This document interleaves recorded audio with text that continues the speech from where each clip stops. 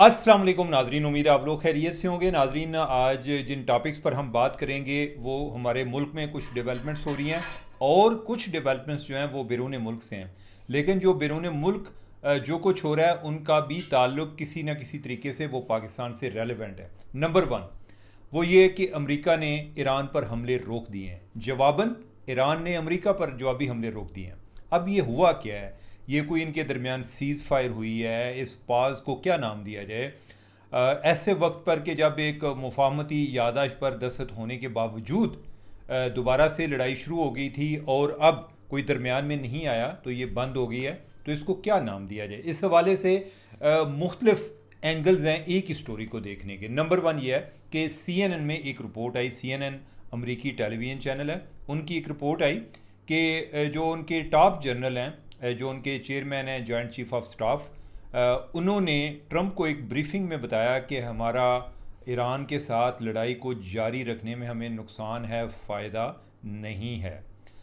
जो उस हवाले से रिपोर्ट हुआ वो ये कि उन्होंने कहा कि उधर जो है हमारे पास असला भी शॉर्ट हो रहा है और उसकी वजह यह है कि हम अमेरिकन फोर्सेस जो हैं वो ओवर स्ट्रेच्ड हैं। ये हमारे लिए एक नया महाज है। उससे पहले हम जो है यूक्रेन की तरफ भी अपनी तवज्जो मबजूल किए हुए हैं। एक तो ये बात हो गई। अब यह है कि इसको ट्रंप ने डिनाई किया। उसने कहा जी कि उसने कोई ऐसी बात नहीं की और ना ही ये वजह बनी है कि हमने जो जंग बंदी में एक पास है उसकी ये वजह नहीं बनी। दूसरी दो और वजूहात बताई गई हैं।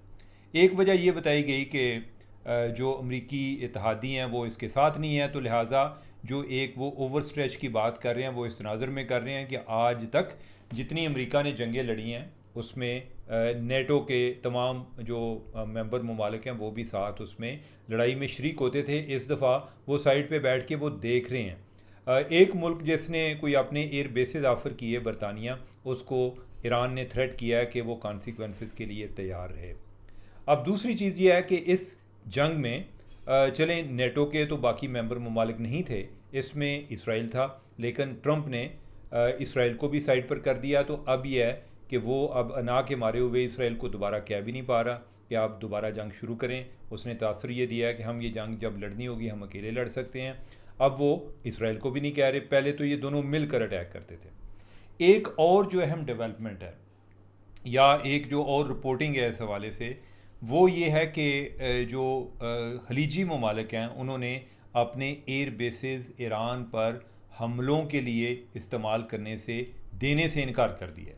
ये अपनी जगह पे एक अहम डेवलपमेंट और बड़ी प्लाजिबल लगती है। प्लाजिबल इस सेंस में कि जब मुख्तलिफ ममालिक में इस हवाले से अटैक हो रहे हैं, बहरीन में हो रहे हैं, कुवैत में हो रहे हैं, कोई सऊदी अरब जो है उनको उनके पीछे हुसी पड़ गए हैं, जो UAE वाले हैं वो भी निशाने पर हैं, उर्दन में भी हुए हैं। तो इस सारे तनाज़र में वो तो यही चाहेंगे कि भाई आप जो है कोई और जगह तलाश करें, हमारा अड्डा इस्तेमाल ना करें, क्योंकि उसके जवाब में हमारे यहाँ भी एक रिजेंटमेंट भी पैदा होती है और दूसरी तरफ से ईरान इस मामले में सच्चा नज़र आता है कि यानी कि हमारे अड्डे उनके खिलाफ इस्तेमाल हो रहे हैं। तो ये बात प्लाजिबल लगती है। अब उससे रिलेटेड एक और जो चीज़ हुई है वो आज एक फर्दर एक अनाउंसमेंट है और वो अनाउंसमेंट कुवैत के हवाले से हुई है कि पाकिस्तान का कुवैत के साथ एक दफ़ाई माहदे पर दस्तखत हो गए हैं। अब उसको ये ज़रा अगर बैकग्राउंड देखी जाए तो ये दफ़ाई माहदा अभी नया नहीं हुआ। इस माहदे पर दस्तखत जो हैं वो 2023 में हुए थे, लेकिन ऐसे ही है कि जैसे उसके बाद वो फ्रीज़ पड़ा हुआ था, इनएक्टिव था, उस पर आगे कोई फर्दर डेवलपमेंट नहीं थी। अब यह है अब कुवैत ने आके उसकी रेटिफिकेशन की है और पाकिस्तान जो है वो यानी कि उनके साथ ये उनकी दफ़ाई मामलात में शराकत दारी होगी। अब इसके क्या मकसद हैं जो हमें समझ लगी है, क्योंकि अभी तक हमारे पास उस सऊदी अरब वाला जो माहदा है वो भी पब्लिक नहीं हुआ। जो बयानात हैं उससे ही हम अंदाज़ा लगाते हैं कि वो माहदे में क्या लिखा हुआ है। और दूसरा वैसे भी ये बात होती है कि जब इस तरह के दोस्ताना मुरासम होते हैं और उनमें कोलैबोरेशन होता है, माहदे जो होते हैं वो एक फार्मेलिटी होती हैं, बहुत सारी चीज़ें माहदों से हटकर भी हो रही होती हैं। अब इस हवाले से कुवैत के पाकिस्तान से क्या मुतालबे हैं और पाकिस्तान से जवाबी मुतालबे क्या हैं, ये बात सुनने और करने वाली है। और उस हवाले से जो हमें पता चला है वो ये है कि कुवैत ये चाहता है कि पाकिस्तान जो है वो सऊदी अरब जैसा मुआहदा कुवैत के साथ भी करे, या ये है कि जो शो ऑफ फोर्स है वो इसी तरह से हो कि जिस तरीके से वो सऊदी अरब के साथ बिल्कुल एक पूरी सॉलिडारिटी शो करते हैं। जो पहले जो मुआहदा हुआ था उससे ये तासर मिलता था कि जैसे कोई एक तकनीकी लिहाज से और कोई वैसे दिफाई लिहाज से भी जो इनके फ़ोर्स के हवाले से भी है, लेकिन इस बारे में अभी अभाम पाया जाता है। पाकिस्तान जवाब में क्या जा रहा है? पाकिस्तान अपनी एनर्जी नीड्स को पूरी करना चाह रहा है। वो चाह रहे हैं कि कुछ जो हमारे तेल वाले के मसाइल हैं वो हल हो जाएं और हम जो है उसके जवाब में हम इनका दिफाई लिहाज से हेल्प करें। अब उसका फ़ायदा ये एक म्यूचुअली बेनिफिशियल किस लिहाज से बनता है? वो ये है कि ईरान का क्या मुतालबा है, ईरान इन पर हमला क्यों करता है? वो इसलिए हमला करता है, वो कहता है जी कि आपके पास इधर अमरीकी अड्डे हैं और वो इस्तेमाल हो रहे हैं हमारे ख़िलाफ़, लिहाजा जब हम पर अटैक होंगे तो हम आपको नहीं छोड़ेंगे।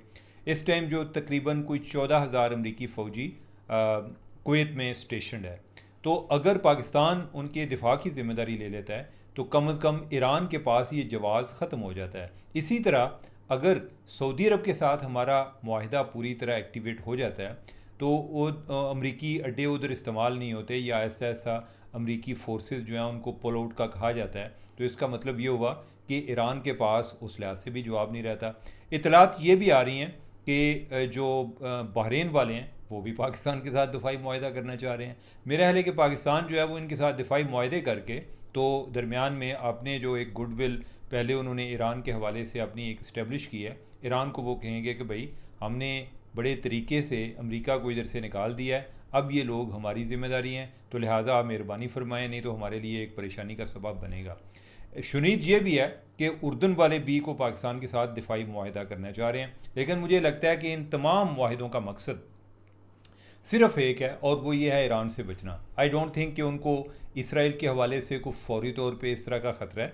इसराइल से ख़तरा कहना या इसराइल के साथ उनके ताल्लुकात ना होना अलग बात है, लेकिन कोई चीज़ें होती हैं अपने तजर्बात के हवाले से, कोई चीज़ें हैं जो कि हिस्ट्री बयान करती है। और इसराइल कुवैत को अगर जो ख़तरा है तो वो दो ममालिक से था। पहले सद्दाम था तो सद्दाम ने बाकायदा तौर पर कुवैत पर हमला भी किया था, तो लिहाजा उन्हें एक वो ख़तरा बदस्तूर बरकरार रहता है कि जो मौजूदा हुकूमत है ये भी कोई इस तरह की करेगी, तो लिहाजा उन्होंने पहले अमेरिका के साथ भी इसीलिए मुआहिदा किया हुआ था। दूसरा ख़तरा जो है उन्हें वो ईरान से रहता है, वो सऊदी अरब को भी ईरान से रहता है, वो बहरीन को जो है इन सब से ज़्यादा रहता है, क्योंकि बहरीन और ईरान के दरमियान काफ़ी एक जो ताल्लुकात कशीदा आ रहे हैं। बहरीन की जो एक आबादी की अक्सरियत है वो शिया है और उधर की जो हुकूमत है, जो मोनार्की है, वो सुन्नी है। तो पहले कोई 2016 में भी उधर कोई फसादात हुए, कोई एहतजाज हुए, तो उस टाइम बहरीन ने कहा कि इसके पीछे ईरान है। तब से इन दोनों के आपस में सफारती ताल्लुकात भी कायम नहीं है और एक टेंशन जो है वो एक बदस्तूर चली आ रही है और अभी भी जो उन्हें एक टेंशन बनी हुई है वो इस हवाले से है। इसके साथ साथ एक और जो डेवलपमेंट है वो ये है कि जो एक तो पाकिस्तान जो है वो इनके दिफा की ज़िम्मेदारी लेगा और दूसरा कोई जो पाकिस्तान है, सऊदी अरब है और टर्की है, ये मिलकर कोई अपने लेवल पे रीजनल अलायंस बनाएंगे, जिसका एक मकसद ये होगा कि एक तरह का वो अम्ब्रेला अलायंस भी बन जाएगा और दूसरा उसका मकसद ये होगा कि अगर इसराइल के ख़िलाफ़ कोई इसराइल की तरफ से कोई किसी किस्म का मसला पैदा होता है तो वो ये तमाम मालिक जो है वो मिलकर उसको डील करेंगे।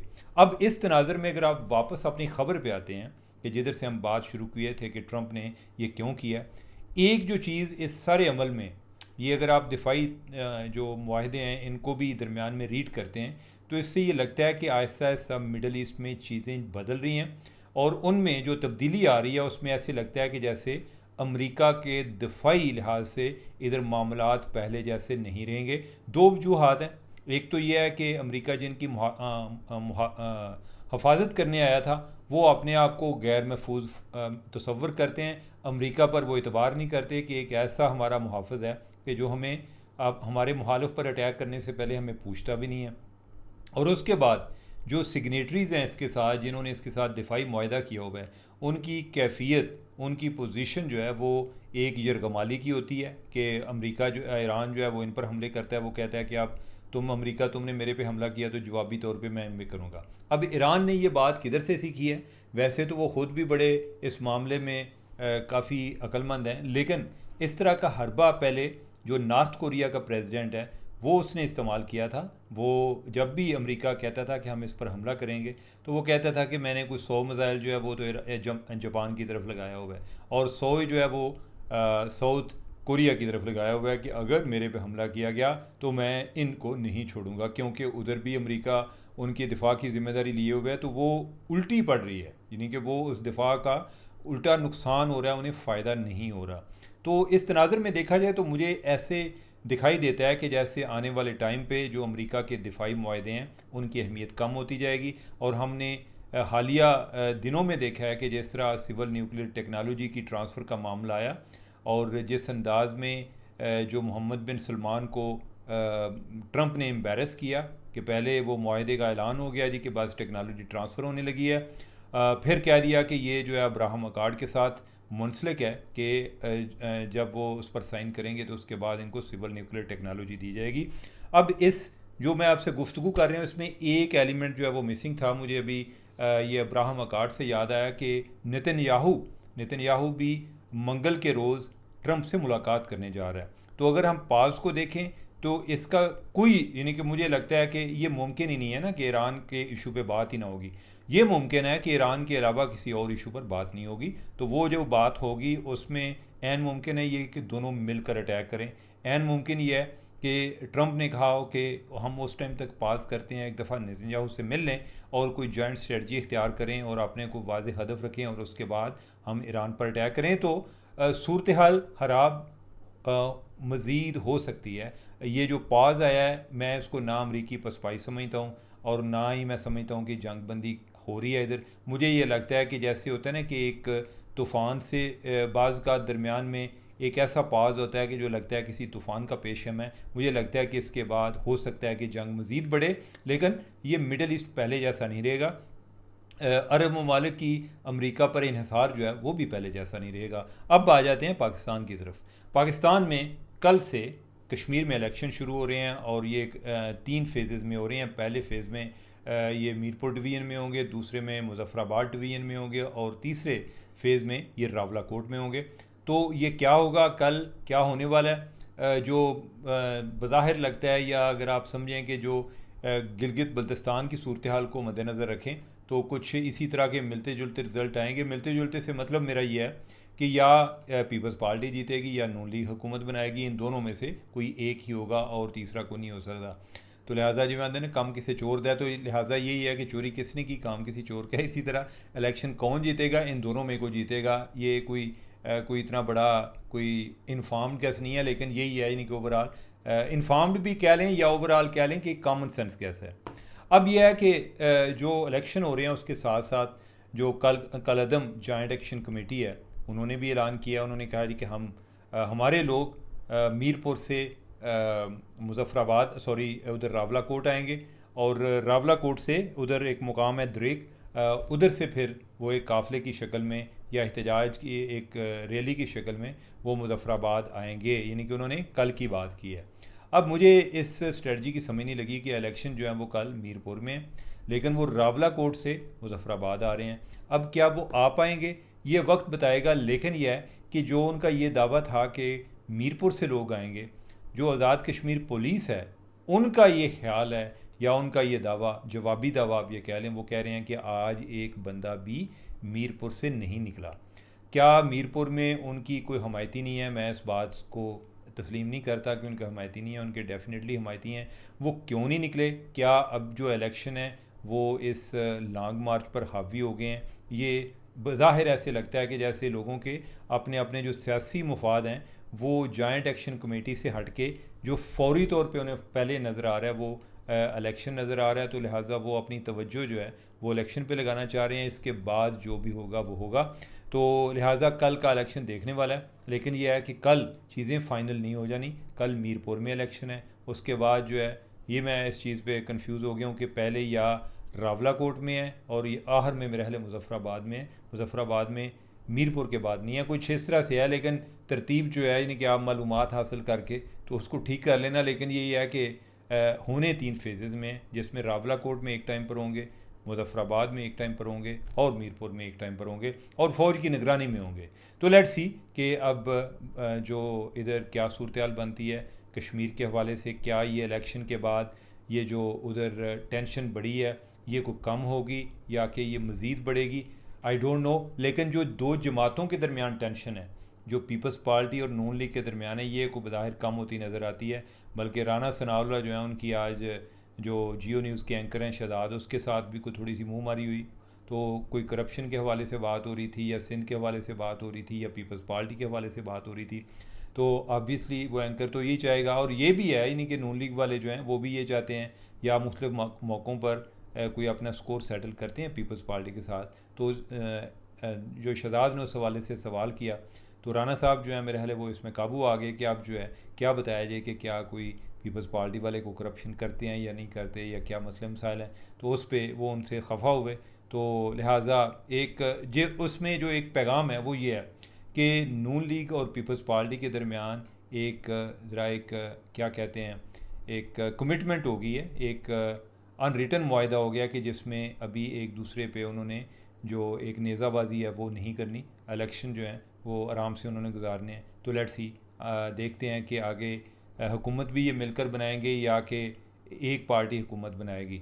तो नाजरीन, अब कल के इलेक्शन तक हमें दें इजाज़त। अल्लाह हाफिज़।